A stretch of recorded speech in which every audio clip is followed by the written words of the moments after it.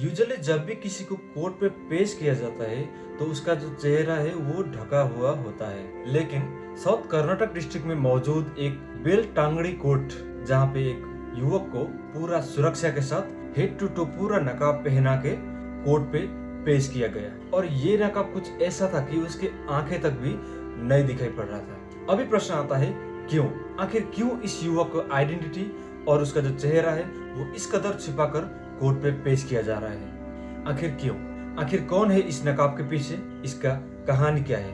अगर आप भी इस शख्स के बयान को ध्यान से सुनेंगे तो आपका दिल दहला जाएगा। अभी मैं इस शख्स के बयान के हिसाब से उसने जो स्टोरी बताई है मैं आपको बताने जा रहा हूँ। इस शख्स के बयान अनुसार ये 19 साल तक कर्नाटक और देश दुनिया में मशहूर धर्मस्थल में एज अ सफाई कर्मचारी काम करता था। और इनका कहना है कि विद इन दैट 19 ईयर्स, इन 19 साल के अंदर इसने सैकड़ों लाशों को जलाया है, अपने हाथों से दफनाया है। ये शख्स ने खुद कहा है कि उसने अपने ही हाथों से सैकड़ों लाशों को जलाया है, दफनाया है। और ज्यादातर लाशें जो थे वो ज्यादातर महिला के थे या फिर लड़कियां के थे, और वो भी ऐसे लड़कियां जिसका रेप कर दिया गया था या तो किसी के चेहरे पे एसिड फेंक दिया गया था। ये व्यक्ति ये भी कहता है कि ये व्यक्ति ने धर्मशाला के जो प्रशासन है उनके कहने पर सैकड़ों लाशों को ठिकाने लगा दिया है, और ये दावा इस व्यक्ति के द्वारा किया जा रहा है। दोस्तों, ये सुनने में कोई फिल्म की कहानी से कम नहीं है, लेकिन ये सच है।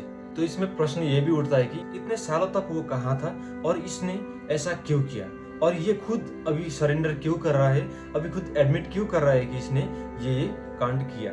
अभी इस पर हम बात करते हैं। तो इस व्यक्ति का कहना है कि इसने वो काम इसलिए किया क्योंकि मंदिर के प्रशासन से बहुत ही प्रेशर आता था।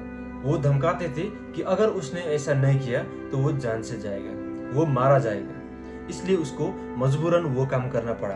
और 19 इयर्स का जो लंबे वक्त था वो डर डर के उसने गुजारा था। इस नकाबपोश शिकायतकर्ता के मुताबिक 19 साल की नौकरी के बाद जब इसके ही खुद के परिवार के लड़के में ऐसा ही घटना हुआ, तब वो डर के 2014 में वो अपने पूरे परिवार के साथ वहां से भाग निकला। और इसके बाद कर्नाटक के ही आसपास के राज्य में ये अपने जीवन डर डर के गुजारता रहा, क्योंकि उसको डर था कि वो लोग कभी भी उसको ढूंढ सकते हैं, उसको मार सकते हैं। तो 2014 से लेकर 2025 तक ये ऐसे ही डर डर के भटकते सरवाइव करता रहा। अब इस शख्स के बयान अनुसार, इस शख्स के कथन अनुसार, उन 19 सालों के ये जो जख्म है वो उसके दिल को बार बार परेशान कर रहा था, और इसीलिए उसने आके सच्चाई बोलने का फैसला कर दिया था। और फैसला करने के लिए उसने शर्त रखी थी, और वो शर्त ये था कि उसको सबसे पहले कानूनी सुरक्षा दी जाए, उसके बाद ही वो सब कुछ सच सच बताएगा। बस इसीलिए उसने साउथ कर्नाटक के एसपी को एक लेटर लिखा।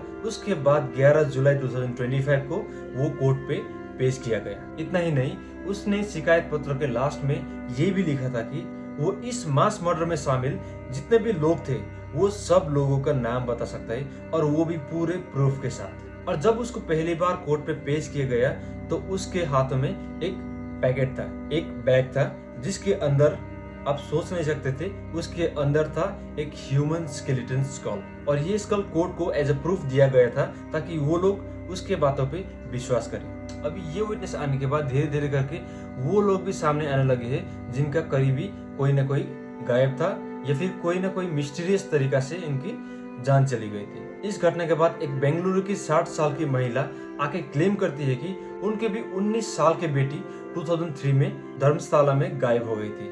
ಒಳಗೆ ಆಸ್ತಿ ಬೇಕು ಅಂತ ಹೇಳಿ ಏನಾದರೂ ಸಿಕ್ಕಿದ್ರೆ ಅವಳದು ಬಾಡಿ ಆಸ್ತಿ ಸಿಕ್ಕಿದ್ರೆ ನನಗೆ ಒಂದು ಹ್ಯಾಂಡ್ ಓವರ್ ಮಾಡಿ ಅಂತ ಹೇಳ್ಕೊಂಡು ನನ್ನನ್ನು DNA ಟೆಸ್ಟ್ ಮಾಡಿಕೊಂಡು ಅಷ್ಟು ಜನರ ಆಸ್ತಿಯಲ್ಲಿ ಯಾರಾದರೂ ನನ್ನ ಮಗಳ ಒಂದು ಆಸ್ತಿ ಸಿಕ್ಕಿದ್ರೆ ಒಂದು DNA ಟೆಸ್ಟ್ ಮಾಡಿ ಆ ಆಸ್ತಿಯನ್ನು ನನಗೆ ಹ್ಯಾಂಡ್ ಓವರ್ ಮಾಡಿ ಅಂತ ಕೇಳಕ್ಕೆ ನಾನು ಬಂದಿದ್ದೆ. ಅದೇ ಆ ವ್ಯಕ್ತಿಯನ್ನು ನೋಡಿ ಅನಾಮಧೇಯ ವ್ಯಕ್ತಿ ಬಂದು ಬಾಡಿಗಳನ್ನು ನಾನು ಇಷ್ಟು ಹೆಣಗಳನ್ನು ಹೂತ ಹಾಕಿದ್ದೀನಿ, ಇಷ್ಟು ಹೆಣಗಳನ್ನು ಸುಟ್ಟಿದ್ದೀನಿ, ಈ ರೀತಿ ಎಲ್ಲ ಆಗಿದೆ ಅಂತ ಆ ನ್ಯೂಸ್ ನೋಡಿಕೊಂಡು ನಾನು ಲಾಯರ್ಗೆ ಕನ್ಸಲ್ಟ್ ಮಾಡಿದೆ, ಹೈಕೋರ್ಟ್ ಲಾಯರು ಮಂಜುನಾಥ್ ಅಂತ, ಅವರನ್ನ ಕನ್ಸಲ್ಟ್ ಮಾಡಿ और ಮೂಲಕ ನಾನು ಬಂದೆ। उनकी बेटी जो फर्स्ट ईयर MBBS थी वो अपने दोस्तों के साथ धर्मशाला मंदिर पे गई थी, लेकिन वो वहां से कभी वापस लौटी ही नहीं और वो वहां से गायब हो गई थी। वो महिला का कहना है कि मैंने वहां पे जाके मंदिर के जो कर्मचारी थे उनसे पूछा था, उन लोकल से पूछा था, और तब जाके वहां के जो कुछ लोकल से उन्होंने बताया कि 3 दिन पहले उन्होंने मंदिर के ही कुछ कर्मचारियों को उसको ले जाते हुए देखा था।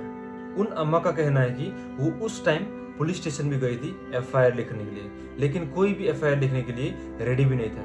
वो बेचारी अम्मा दर दर भटकती रही, लेकिन कोई भी एफआईआर लिखने के लिए रेडी नहीं था। उन्होंने कहा कि उस टाइम का जो संसद है उनका नाम तक मेंशन करके उन्होंने बताया कि मैं उस संसद के पास भी चली गई थी, लेकिन उसने ये कहकर बेइज्जत करके निकाला कि हमारी बेटी किसी के साथ भाग गई होगी। कहीं पे भी मदद ना मिलने पर वो वही मंदिर पे वापस जाती है और मंदिर के सामने कूट कूट कर रोती है। और तभी 4 लोग वहाँ पे आते हैं और आने के बाद उसको वहीं पे बगल के जो कमरे है वहाँ पे ले जाते हैं और वहाँ पे ले जाके उसके धमकाते हैं। कहते हैं कि तुम अपनी बेटी को भूल जाओ और तुम वापस चली जाओ, अगर ऐसा नहीं किया तो तुम मारी जाओगे। उन्होंने कहा कि मैं अपनी बेटी को देकर जाऊंगा और मैं उसको वापस लेकर जाऊंगा। इतने में कोई उसको पीछे से मार देता है।